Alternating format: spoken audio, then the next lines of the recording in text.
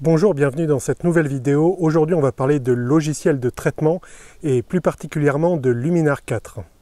Peut-être vous êtes à la recherche d'un logiciel pour commencer à traiter vos photos, vous avez commencé la photo il n'y a pas longtemps et l'envie d'améliorer vraiment vos photos vous titille. Dans ces cas-là, c'est vrai qu'il existe une offre gratuite, notamment avec des logiciels comme Darktable ou Rotherapy, dont vous trouverez d'ailleurs les liens dans la description de la vidéo. Alors c'est des logiciels vraiment très complets qui permettent de faire tout ce qu'on peut faire sur une photo quasiment, mais qui en revanche ont le petit côté open source et donc ils ne sont pas très faciles à prendre en main. Alors il y a quand même plein d'avantages, notamment Darktable est un logiciel très apprécié des utilisateurs de Linux. Mais sinon, et à moins d'un investissement en temps assez conséquent, on peut vite être découragé par la difficulté de prise en main de ces logiciels. Du coup, peut-être vous avez eu la tentation de vous tourner vers Lightroom, qui est un peu le plus connu, le numéro 1, qui fait partie de la suite Adobe et qui fonctionne par abonnement. Alors c'est vrai que l'abonnement, c'est un truc que beaucoup de personnes n'aiment pas. Il faut quand même dire qu'il y a quand même beaucoup d'avantages parce qu'avec cet abonnement, il n'y a pas que Lightroom, il y a aussi Photoshop qui fait partie de la suite Adobe et notamment pour celles et ceux qui veulent aller un peu plus loin que le simple traitement des photos, aller carrément vers la retouche d'image, notamment pour tout ce qui est pub et des trucs comme ça, ils peuvent le faire grâce à Photoshop. À noter aussi que Lightroom dispose d'un système de classement et de traitement des photos très efficace et très apprécié. Voilà, donc je ne vais pas dire que l'un est mieux que l'autre, gratuit ou payant, à vous de voir ce que vous recherchez. On va maintenant parler de Luminar qui permet en fait de combler le fossé qu'il y a entre les logiciels gratuits, très performants mais difficiles à prendre en main, et de l'autre côté le logiciel Lightroom, très performant, très agréable à prendre en main, mais pour lequel il faut débourser 11,99 € par mois. Commercialement, Luminar comble ce vide. Alors c'est un logiciel payant, mais payant une fois pour toutes. Vous payez hors promotion 89 € et ensuite le logiciel vous est acquis. On en est actuellement à la version 4 du logiciel. Globalement, la philosophie du logiciel, et vous en verrez plus à la fin de cette vidéo, je vous montrerai l'interface directement. La philosophie, en fait, c'est que ça permet de faire deux choses. Soit du traitement vraiment très rapide des photos sans vous prendre la tête, et deuxièmement, toutes les caractéristiques habituelles d'un traitement plus poussé, avec tout ce qui est la gestion des filtres, contraste, vibrance, couleur par couleur, courbe de tonalité, etc.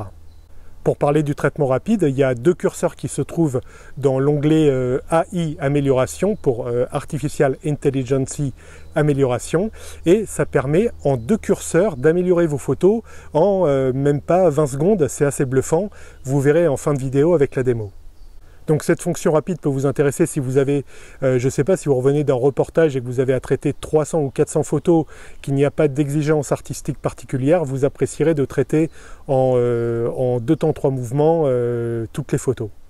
Et si vous voulez traiter vos photos de manière traditionnelle, vraiment avec une méthode, en réglant vraiment votre point noir, votre point blanc, donc pour régler votre contraste, en réglant couleur par couleur les tonalités, etc., en appliquant les filtres qu'il faut, le contraste détaillé, et vous avez évidemment toutes ces fonctions qui sont très facilement accessibles. Maintenant, on va faire tout simplement un petit tour d'horizon de Luminar. Je vais vous montrer les fonctions très rapides de traitement photo et je vais vous montrer aussi globalement les modules, comment ça se passe et comment on développe une photo de façon plus poussée. Voilà donc comment se présente l'interface de Luminar. Tout simplement, donc, vous importez votre photo ici. Ici, l'onglet avec les réglages d'outils de base. Ici, des réglages un peu plus créatifs. À titre personnel, j'utilise assez rarement parce qu'on peut faire des choses avec les outils de base. Les outils créatifs, c'est juste des choses pour automatiser des choses qu'on peut faire avec les outils de base. Ici, il y a des outils type portrait. Bon, c'est pareil, j'utilise jamais. Et ici, en ce qu'ils appellent Pro, alors c'est beaucoup dire, Pro, j'utilise surtout ce qu'on appelle les dégradés réglables. Mais vous voyez, donc, je vous disais, dans la philosophie de Luminar, il y a deux choses. Une chose, c'est traiter très rapidement les photos, et la deuxième chose, c'est faire comme un traitement traditionnel, pour traiter très rapidement, vous voyez, là c'est la photo, vous voyez, ici c'est avant, après, donc vous voyez, j'ai pas encore traité, donc il n'y a pas de différence, c'est normal. Tout simplement, je vais dans AI Amélioration, donc Artificial Intelligence Amélioration, et regardez, hop, en un coup de cuillère à peau. Vous voyez ici, ça améliore un peu l'ensemble de la photo. Et ici, c'est dédié à l'amélioration du ciel.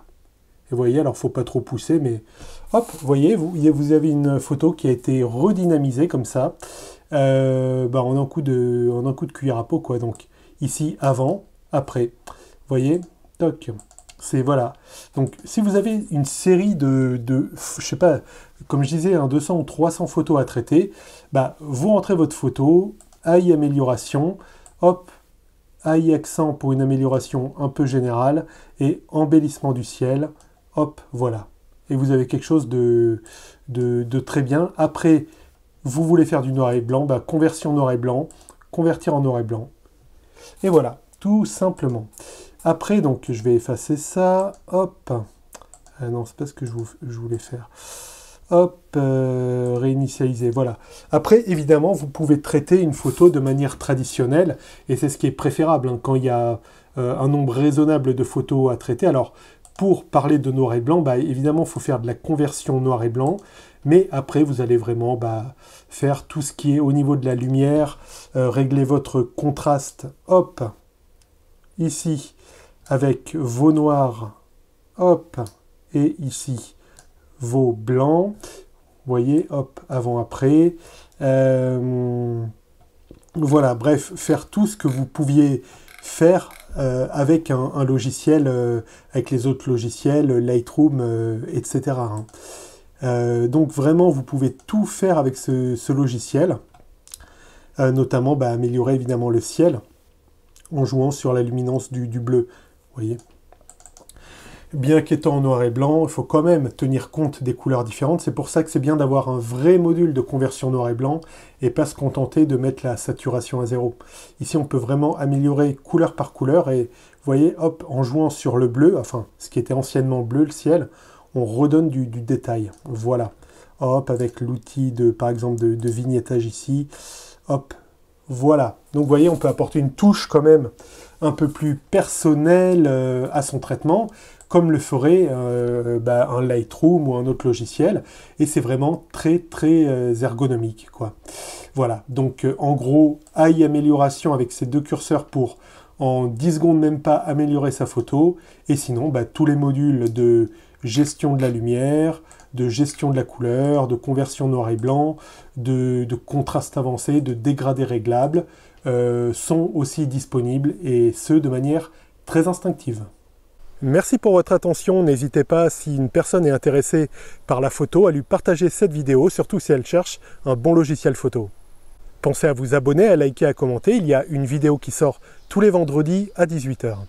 Enfin, je vous recommande d'aller faire un tour dans les descriptions où vous trouverez tous les liens dont on a parlé et où vous trouverez aussi l'article qui a inspiré cette vidéo.